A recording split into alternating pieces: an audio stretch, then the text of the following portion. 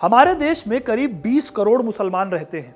हिंदुओं के बाद दूसरे नंबर पर सबसे ज्यादा मुस्लिम आबादी है यहाँ, और ये पूरी दुनिया का 10% है।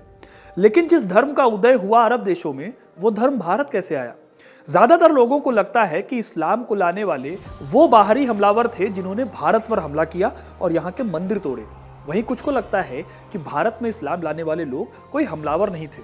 तो सच क्या है? हिंदुस्तान में इस्लाम को लाने वाला कौन था? आज यही कहानी मैं आपको सुनाने वाला हूं, क्योंकि अपना इतिहास नहीं जानोगे तो खुद को कैसे पहचानोगे। जब भी हमारे देश में इस्लाम के इतिहास की बात होती है तो कई लोग उसे मुस्लिम आक्रमणकारियों से जोड़कर देखने लगते हैं।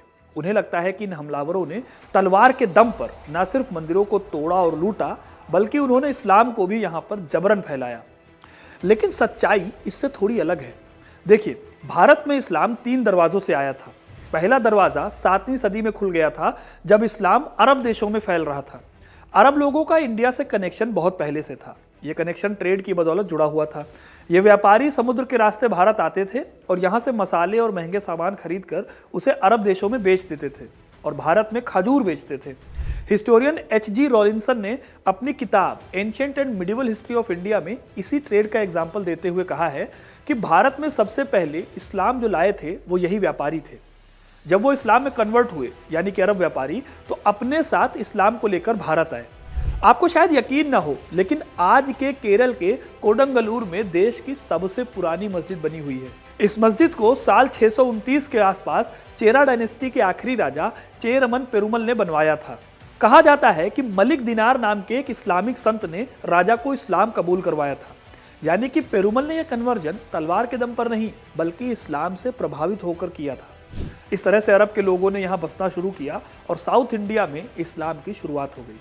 वैसे आपको ये भी बता दूं कि इस टाइम तक पैगंबर मोहम्मद जिंदा थे और इस्लाम को पूरी दुनिया में फैलाने का काम कर रहे थे। इस तरह से 8वीं सदी तक लगातार मालाबार के इलाके में अरब के मिशनरीज ने इस्लाम को फैलाया। इस काम में राजा ने भी खूब सपोर्ट किया। उन्होंने अपने राज्य में मस्जिद बनाने की इजाज़त दी, इंटर रिलीजियस मैरिज की परमिशन दी, और इस्लाम को फैलाने में इससे खूब मदद मिली। ठीक इसी तरह से जो हमारा लक्षद्वीप है, यहाँ पर भी इस्लाम साल 661 में पहुंचा। उबैदुल्लाह नाम के एक मुस्लिम संत यहाँ पर आए और उन्होंने इस्लाम की शिक्षा देनी शुरू की। यहीं पर अंद्रोट नाम के एक आइलैंड पर उनकी कब्र बनी हुई है, जो कि यहाँ पर काफ़ी पवित्र जगह मानी जाती है। हालांकि इसके अलावा भी कई और कहानियां कही जाती हैं, जिसमें बताया जाता है कि सबसे पहले इस्लाम गुजरात के एरिया में आया था। कहा जाता है कि गुजरात से 2 लोग इमाम मुंतसिर के दरबार में गए और उनकी इस्लाम की शिक्षाओं से वो प्रभावित हुए। वहाँ पर उन्होंने इस्लाम को कबूल किया। फिर उसके बाद वो वापस गुजरात आए और यहाँ से इस्लाम उन्होंने गुजरात में फैलाना शुरू किया। लेकिन ये गुजरात की लोकल कहानियों का हिस्सा है, इसका कोई बहुत ठोस सबूत हमें नहीं मिलता। तो दोस्तों, ये तो वो पहला दरवाजा है इस्लाम के आने का, जिसमें कि इस्लाम व्यापार के रास्ते भारत में आया। लेकिन एक दूसरा रास्ता भी था। इस रास्ते में युद्ध था, कई मंदिरों का टूटना था और जबरन धर्म परिवर्तन भी था। ये दौर शुरू होता है 8वीं सदी की शुरुआत से।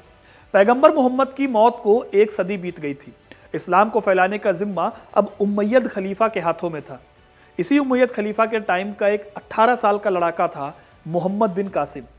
मोहम्मद बिन कासिम ने बलूचिस्तान को पार करके साल 712 में भारत के सिंध एरिया में अटैक किया। उस समय यहाँ पर दाहिर नाम के हिंदू राजा का राज था। ये राज्य बहुत मजबूत नहीं था, इसलिए कासिम के हमले को झेल नहीं पाया और सिंध पर कासिम का कब्जा हो गया। आगे उसने मुल्तान पर अटैक करके उसे भी अपने कब्जे में ले लिया। उसने कई राजाओं को चिट्ठियां लिखी थी कि या तो इस्लाम कबूल करो या फिर सरेंडर कर दो। हालांकि कासिम के लेटर बहुत काम के नहीं रहे, क्योंकि 714 में ही उसकी मौत हो गई और ये भारत पर उसका पहला इस्लामिक हमला था। आगे चलकर इस्लाम को फैलाने वाले खलीफा में फूट पड़ चुकी थी। खलीफा ही कई गुट में बट गए थे, इसलिए वो आपस में लड़ने लगे। इस दौरान भारत में इस्लामिक हमले कुछ कम हुए, लेकिन एक बार फिर इन हमलों की शुरुआत होती है 11वीं सदी की शुरुआत में, जब महमूद गजनवी भारत पर हमला करके यहाँ पर लूटपाट करता है और खुद को बुत शिकन बताता है, यानी कि वो इंसान जो मूर्तियों को तोड़ता है। उसने पेशावर, कन्नौज और मथुरा जैसे एरियाज पर हमला किया। इसके साथ ही भारत के कई मंदिरों को तोड़ा, जिसमें से सोमनाथ मंदिर भी शामिल था। इस तरह से इन हमलों ने भारत में इस्लाम के दरवाजे खोल दिए। बाद में मोहम्मद गौरी ने भारत पर आक्रमण किया, जब 1191 में तराइन की लड़ाई हुई। उसने भारत में दिल्ली को जीता, यूपी और बिहार के कई हिस्सों को अपने कंट्रोल में किया। इसी दौर में बख्तियार खिलजी ने नालंदा यूनिवर्सिटी को आग के हवाले कर दिया। और जब मोहम्मद गौरी ने गुलाम वंश के कुतुबुद्दीन ऐबक को दिल्ली की गद्दी सौंपी तो फाइनली भारत में इस्लामिक शासन की स्थापना हो गई। दिल्ली में सुल्तान का राज हो गया। अब ये दो दरवाजे तो वो हैं जिनके बारे में लोगों को बखूबी पता है, लेकिन एक तीसरा दरवाज़ा भी है जिसके बारे में बहुत कम बात होती है या फिर लोगों को बहुत कम पता है इसके बारे में। इस दरवाजे ने भी भारत में इस्लाम को फैलाने में मदद की। ये दरवाज़ा था सूफीवाद का दरवाज़ा। जब खलीफा में फूट पड़ चुकी थी और इस्लामिक एम्पायर कई छोटे छोटे टुकड़ों में बंट गया था, उस टाइम पर इस्लाम को मानने वाले कुछ लोग अल्लाह की आध्यात्मिक खोज पर निकल गए। 12वीं सदी की शुरुआत तक ये खोज एक व्यवस्थित रूप ले चुकी थी। इसे ही सूफीवाद कहा गया। भारत में सूफिज्म 1300 ईस्वी में आया और 1400 ईस्वी में ये साउथ इंडिया पहुंचा। हालांकि इन दोनों से अलग सूफिज्म का एक हिस्सा कश्मीर में इन सबसे पहले पहुंच गया था। इसे ऋषि सिलसिला कहा जाता है। इस्लाम की इस ब्रांच ने भारत में इस्लाम को फैलाने में काफ़ी मदद की। ये एक तरह का सॉफ्ट इस्लाम था जिसमें कट्टरता के गुण नहीं थे। भारत में कुल 12 सूफी सिलसिले आए और उन्होंने इस्लाम के अध्यात्म को फैलाकर लोगों को इस्लाम के बारे में बताया। सलीम चिश्ती, शहाबुद्दीन सुहरावर्दी, अब्दुल कादिर गिलानी, ये जैसे कई ऐसे संत थे जिन्होंने इस्लाम की शिक्षा भारत में फैलाई और इससे कई लोग प्रभावित होकर इस्लाम को अपनाने लगे। तो दोस्तों, ये थी कहानी भारत में इस्लाम के आगमन की, उन 3 दरवाज़ों की जिनके थ्रू भारत में इस्लाम आया। आपको ये कहानी कैसी लगी हमें कमेंट करके ज़रूर बताइएगा। वीडियो को लाइक और शेयर करना ना भूलें और ऐसे ही तमाम इंटरेस्टिंग कहानियों के लिए हिस्ट्री कनेक्ट को सब्सक्राइब ज़रूर करें। धन्यवाद।